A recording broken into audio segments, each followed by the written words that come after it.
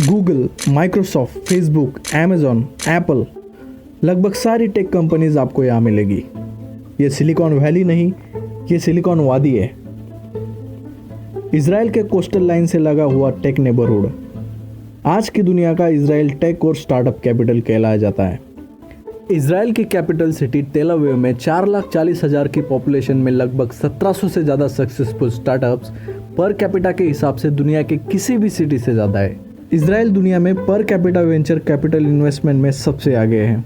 American silicon valley के बाहर सबसे ज़्यादा स्टार्टअप्स इजराइल में ही है। लगभग 200 से ज़्यादा multinational R&D centres, Vicks, fever, SodaStream, वेस जैसे सैकड़ों स्टार्टअप्स इजराइल को दुनिया में US, UK, कनाडा के बाद चौथे नंबर पर लाते हैं। 2020 के ब्लूमबर्ग मोस्ट इनोवेटिव कंट्री सर्वे के हिसाब से इजराइल दुनिया में छठे नंबर पर आता है।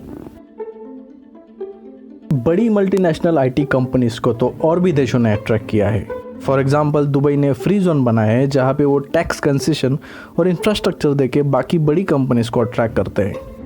लेकिन वहाँ पे सिर्फ मल्टीनेशनल कंपनी होने से उसको हम टेक कैपिटल नहीं कह सकते, क्योंकि मल्टीनेशनल कंपनीज के ऑपरेशंस के साथ में एक बड़ी मात्रा में इनोवेशन जो टेक्नोलॉजी डेवलप करे ये बहुत ज़रूरी होता है। ऐसा हमें सिलिकॉन वैली में देखने को मिलता है और उसके बाद ऑब्वियसली सिलिकॉन वादी में। अगर आप इजराइल की लोकेशन देखोगे तो एक तरफ सीरिया जो अभी एक बड़े सिविल वॉर से गुजरा है और खुद इजराइल में ही कई सालों से पॉलिटिकल कॉन्फ्लिक्ट शुरू है, जिसके हम किसी और वीडियो में डिटेल में बात करेंगे। ऐसे में एक डेवलप इकोनॉमी का ग्रो होना बहुत रेयर होता है, क्योंकि पॉलिटिकल इंस्टेबिलिटी में इन्वेस्टर रिस्क नहीं लेते।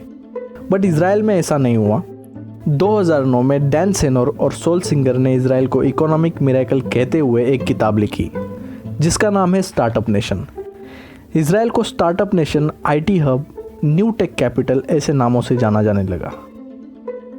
और खासकर अगर पॉपुलेशन की बात करें तो इजराइल में सिर्फ 8.6 मिलियन लोग रहते हैं। अगर कंपैरिजन के लिए देखा जाए तो सिर्फ मुंबई में ही 20 मिलियन लोग रहते हैं। पर इसके बावजूद क्यों इजराइल अपने IT सेक्टर में अव्वल है? ऐसा क्यों होता है? इसके बहुत सारे फैक्टर्स हैं। सबसे पहला फैक्टर है एजुकेशन। इजराइल दुनिया के सबसे ज़्यादा एजुकेटेड देशों में से एक है। हिब्रू यूनिवर्सिटी ऑफ जेरूसलम, तेल अवीव यूनिवर्सिटी और इजराइल इंस्टीट्यूट ऑफ टेक्नोलॉजी, ये यूनिवर्सिटीज़ ग्लोबल कॉम्पिटिटर्स है। इजराइल की एवरेज एज है 30 साल और 92% इजरायली लोग शहरों में रहते हैं। इन चीज़ों की वजह से वहाँ आइडियाज़ ट्रांसफ़र करना इजी होता है और साथ में अच्छा बिजनेस एनवायरनमेंट भी मिलता है। ओजीकोड के फाउंडर ओमेर रवीव ने फोर्ब्स मैगजीन में दिए इंटरव्यू में कहा कि स्कूलों में ही बच्चों को सॉफ्टवेयर सीखने में इनकरेज किया जाता है। 13-14 साल की उम्र में ही बच्चों को एडवांस कंप्यूटिंग पढ़ाई जाती है और घरों में से ही बच्चों को सॉफ्टवेयर एजुकेशन के लिए इनकरेज किया जाता है। इसकी वजह से इजराइल में हर 10,000 एम्प्लॉयज़ के पीछे 140 साइंटिस्ट, टेक्नीशियंस और इंजीनियर्स हैं, जहाँ की US में यह नंबर सिर्फ 85 है।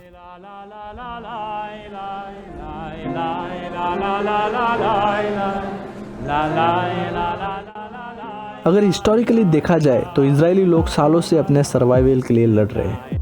उन्होंने अपने चुनौतियों को अपने एसेट्स में बदला है। जैसे वहाँ वाटर रिसोर्सेज ज़्यादा नहीं है तो उन्होंने एग्रीकल्चर में भारी मात्रा में टेक्नोलॉजी का यूज़ करके एग्रीकल्चर प्रोडक्शन किया है।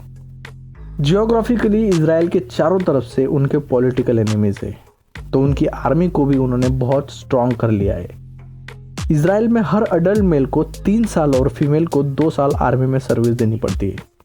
स्टार्टअप नेशंस के ऑथर अपनी बुक में कहते हैं कि आर्मी सर्विस यंग लोगों को प्रॉब्लम सॉल्विंग और टीम वर्किंग सिखाती है।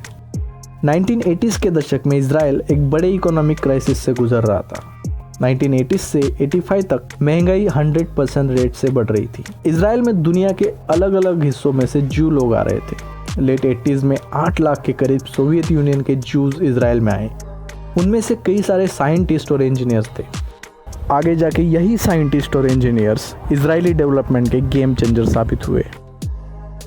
खैर, ऐसे इकोनॉमिकल क्राइसिस के समय इतने लोगों को इजराइल के लिए और भी संभालना मुश्किल होता जा रहा था, तो इजराइल को इससे कोई नया रास्ता निकालना ज़रूरी था।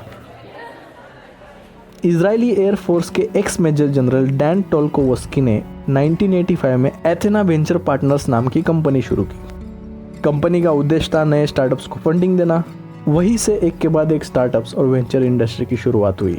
उसके बाद इजराइल सरकार ने 1993 में योजना प्रोग्राम लॉन्च किया। उसके तहत फॉरेन वेंचर कैपिटलिस्ट को इजरायली स्टार्टअप में इन्वेस्ट करने के लिए अट्रैक्ट किया गया। प्राइवेट वेंचर इन्वेस्टमेंट के 40% शेयर गवर्नमेंट ने अपने पास रखे। इन्वेस्टर को उनके इन्वेस्टमेंट का डबल रिटर्न करने का वादा किया। अगर आगे जाके लॉस होता है तो गवर्नमेंट के 40% शेयर प्राइवेट वेंचर्स को मिलेंगे। मतलब अगर प्रॉफिट होता है तो फॉरेन इन्वेस्टर्स को मिलेगा और अगर लॉस होता है तो गवर्नमेंट उसमें हिस्सा लेगा। इससे फॉरेन प्राइवेट इन्वेस्टर्स ने इसमें बहुत ज़्यादा इन्वेस्टमेंट किया। बदले में इजराइल में काफ़ी सारे नए कंपनीज की शुरुआत होने की वजह से टैक्स ज़्यादा मिलने लगा और एम्प्लॉयमेंट भी बहुत मात्रा में बढ़ा। योजना की वैल्यू 1993 में $100 मिलियन थी, तो 1996 में $250 मिलियन हुई और 2000 में $3.3 बिलियन हुई। योजना की खासियत ये थी कि स्टार्टअप चाहे बड़ा हो या छोटा हो, उसको इन्वेस्टमेंट मिलेगी। स्टार्टअप्स बूस्ट करने के लिए रिसर्च एंड डेवलपमेंट का भी बड़ा हाथ होता है। इजराइल किसी भी कंट्री से ज़्यादा रिसर्च और डेवलपमेंट में जीडीपी का 4.9% जितना खर्चा करता है।